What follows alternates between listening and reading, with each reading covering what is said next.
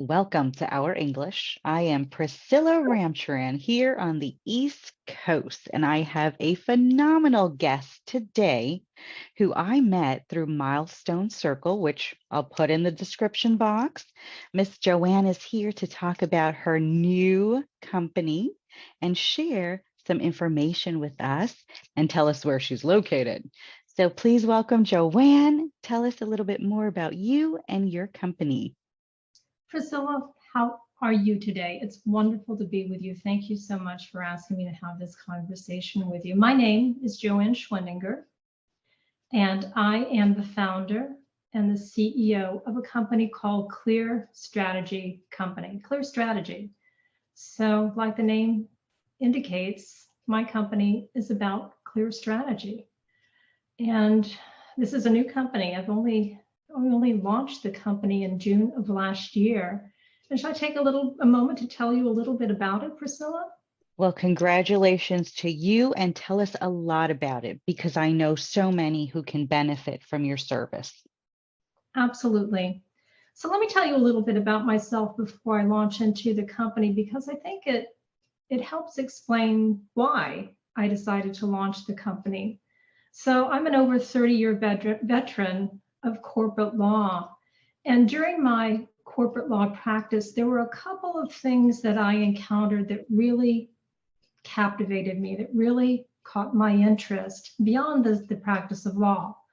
And one of them was several years ago, so let's put this at maybe a decade ago or so ago, corporate and social responsibility. CSR was the acronym that was used. And that's an acronym, by the way, that's still being used. And corporate and social responsibility usually focuses on philanthropy and on encouraging employees to become engaged in their communities, giving employees time to do volunteer work in their communities. And then beyond CSR, there was an evolutionary change, and companies started to talk about ESG, a new acronym. And this new acronym stands for environmental, social, and governance. And here the focus changed somewhat. Many of the things that we were talking about in CSR are still there, but ESG is about evaluating companies on the basis of their environmental actions and their environmental performance, about social actions and performance, and governance actions and performance. And since at its heart, ESG is about how it's a system really for evaluating a company, one of the ways in which ESG is used is by investors. Mm-hmm. I'm sure that you and others listening to this have heard about ESG investing, because, by the way, this has become quite a political topic, a hot topic politically. I don't want to really delve into that today, but the term is becoming pretty well recognized, ESG investing. So just in a nutshell, how does ESG investing work? The questions I posed before, how's a company performing environmentally, socially, and with regard to governance? Those criteria become a way of judging whether a company should be invested in. So there are investors who make their picks about which companies to invest in on the basis of ESG performance. ESG is much broader than just investment, though. But in any event, why am I going into this detail now about ESG? The reason is, in my most recent position practicing law, I started to move into ESG work. And since I was the corporate secretary, the chief legal and compliance officer of a US public company, many of the questions that were ESG related came to me, or I was part of the group that was discussing how to respond to those questions. And that's where I really started getting imbued with what ESG really is and how it could work. And when I decided to pivot from the practice of law, I knew that I wanted to make ESG the focus of my professional endeavors going forward. Mm-hmm. But I wanted to combine it with the principles that I had learned in the CSR work, the corporate and social responsibility work I had done before. And I also wanted to add another layer, and that is sustainability. Mm-hmm. For me, ESG is important because it's a way that you can evaluate a company and you can plan for the future of a company that leads to sustainable results. Right. Leads to a company that can endure, that can stand the test of time. So sustainability is really the bedrock for me. And ESG is a tool that I use to help companies achieve their own sustainability. So let me take a breath there and let me take a sip of tea and see if that makes sense to you. It makes amazing sense to me, especially the way that you've set it up. And I think the basis being the social responsibility aspect and having that tool is such a beautiful formula. It really is. It really is convenient because the people who have done a lot of the analytical work on the ESG criteria, the analytical criteria, the evaluation criteria that I've been talking about, have come up with just a wealth of information that we can use about what it takes for a company to do well. What's required? What does good look like for a particular company with regard to the environment, with regard to social issues, and with regard to governance? So we can use that. We don't have to reinvent that wheel. Unfortunately, there's almost too much out there. There are many proprietary systems. I mean, if you were going to put this in a matrix and with the columns ESG and then the issues going across the columns, I don't know how many pages it would run to, but it's quite a complex matrix if you put all of them together. Nevertheless, there's a way to condense those thoughts and condense those principles, synthesize them. And what I find most important in the work that I do with my clients is, let's talk about what's really important for your business. If there are potentially 1,000 ESG issues or topics of importance, theoretically, hypothetically, let's get the ones that are on the practical level are really going to make an impact to your performance, to your business's performance, and that are also going to have a significant impact, or they're really important to the people whose lives you touch every day. And that concept of the people whose lives you touch every day is an important one, but I want to take a moment here for a breather, because that leads into another discussion. And this discussion title is stakeholders. Who are the stakeholders? Totally understand. I love how you're building the picture for me. And my question for you would be, how can someone get in touch with you and set up an initial consultation to really understand where you will take them, number one, and number two, what is an average number of ESGs for maybe a smaller company versus a corporate type company? Oh, that second question is such a good one. So it's very easy to get in touch with me. The name of my company is Clear Strategy Co. And you can get in touch with me directly at Joanne, and that's spelled JOANNE at clearstrategyco.com. Perfect. I'll put it in the description box so you all recall to check there to get in touch with Joanne. And I love to hear from people. I love to hear your questions, and I would love to have a conversation with anyone who's interested in this, because there's so much to do. There's so much that we can do to make companies better and make them, in particular, more sustainable. Sustainable, yes. Mm-hmm. So Perfect. your second question, we've cleared up how to get in touch with me. Remind me what the second part of your question was, Priscilla, please. Absolutely. What is an average number of ESGs for a smaller company versus a larger corporate company? Well, let me answer it this way. Size matters, but what you do matters. So it's not just a question of how big or small you are.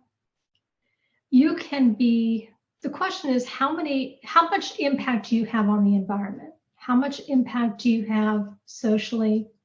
And how many governance issues do you face in your business? Governance is sort of a tricky one. It's very easy for us to understand what environmental issues are. There's the air, there's the soil, there's climate change, there is the availability of clean water in communities that don't have ready access to clean water. Yes. Those things are very tangible. We hear about them every day in the news, and we face them, we encounter them every day.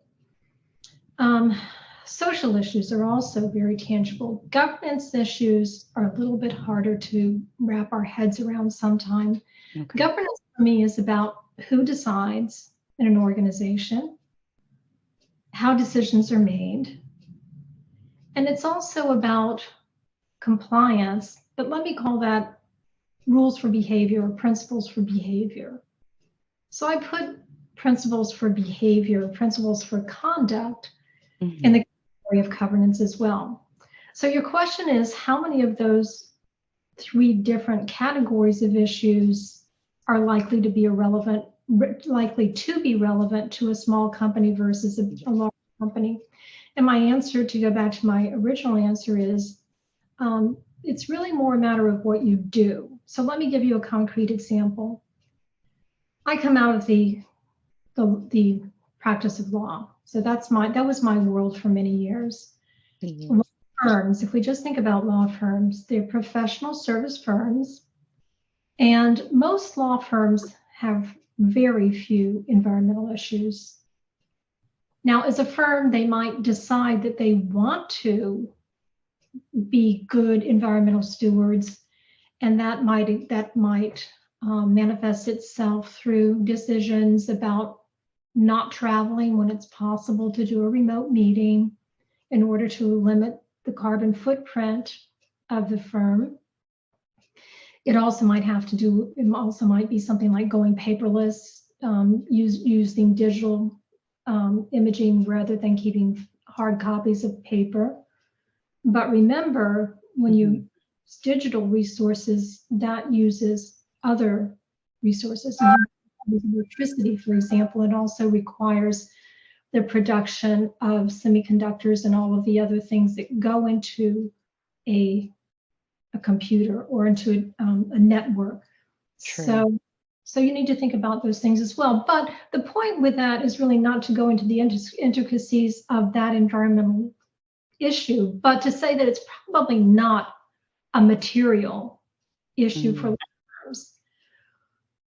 The law firm is very impacted by people, though, by social issues, because a law firm lives and breathes by the quality of talent that it can attract, that it can engage, and that it can retain. And so social issues around the people the law firm employs are going to be very important. How they treat people is going to be very important. It will also be very important because it's likely that some of their clients have diversity, equity, inclusion requirements for their suppliers generally, including their law firms. Understood. So for a professional services firm like a law firm, environmental probably 0 unless they voluntarily decide to focus on that. Social issues, big deal, and mostly having to do with the talent that they're able to attract and the diversity of the talent that they're able to attract and retain.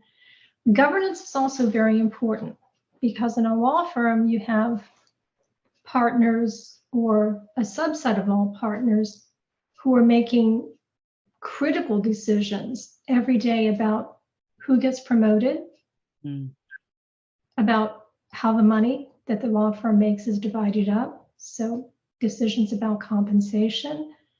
And in some law firms, those decisions are very transparent. Everyone knows what they have to do in order to succeed, in order to have an expectation of higher compensation. And in other law firms, it's very transparent. So those are just 2 examples on the social side and the governance side, but I wanted to use that one because it exemplifies how what you do influences the E's, the S's, and the G's, the ESG issues that are important to you. And the things that I've been talking about are just as true for a law firm of 2,000 lawyers as for a law firm of 2 or 3 lawyers. So that's why I made my comment about size. When you get into the production or the manufacturing of goods area, though, you're going to inevitably touch environmental issues a lot more. Right.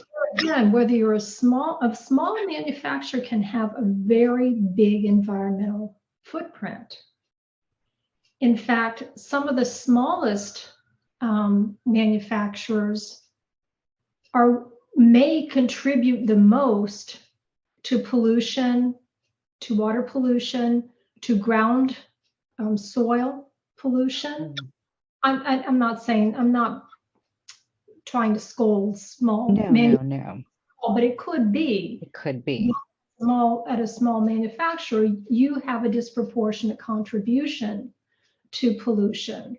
And therefore, you can have a disproportionate impact for the good if you are aware of those issues, you monitor them and you manage them so that you're not creating environmental harm, but you are a good steward of the environment.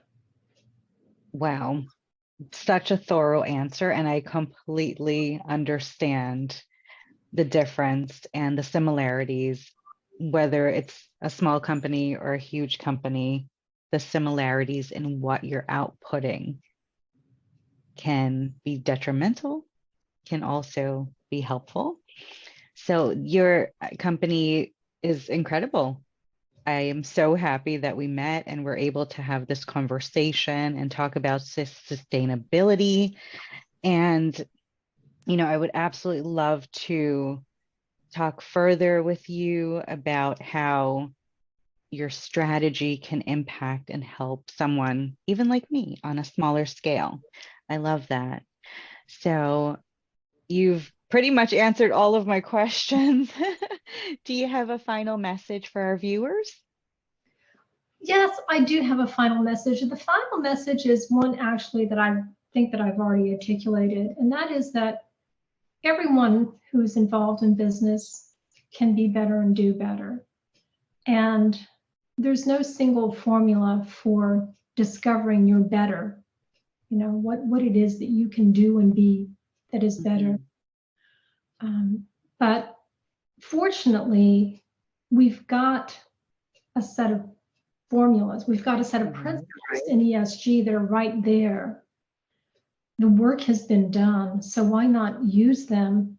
And they may just be a starting point for you. You might start with ESG and look at everything that all of the ideas that the ESG principles bring to mind and say, well, I can go beyond this, which is fine too. But we're so fortunate that at this time in the history of business, we've got this body of learning that we can rely on. to help us all think about how we can do better and be better. And the other message is that if you think very much about ESG, if you think very much about sustainability, you'll inevitably hit the political backlash that we're all experiencing right now. There's a significant anti-ESG movement that's afoot in this country. And I think that that is not a bad thing for us, because it makes us think more deeply about what our objectives really are, what the truth is in what we're doing, and what our ultimate objectives are. And at the end of the day, if for me, my ultimate objective is to help people build more sustainable businesses as well as doing better. Even if there's a political contingent that says ESG per se is bad, I can't be persuaded that sustainability is bad. And so that will keep me moving forward. But in the meantime, their opposition has made me think more about it. And I've learned from that. Absolutely. And that's how it works, right? We get inspired by what may not be working. But Joanne, this was such a pleasure. Please remember to get in touch with Joanne. Sustainability is so super, super important for us to understand how to maintain and become successful. So thank you so much. And I hope you come back and share more about your work with us. And I hope that someone can benefit from our conversation. So thank you, Joanne.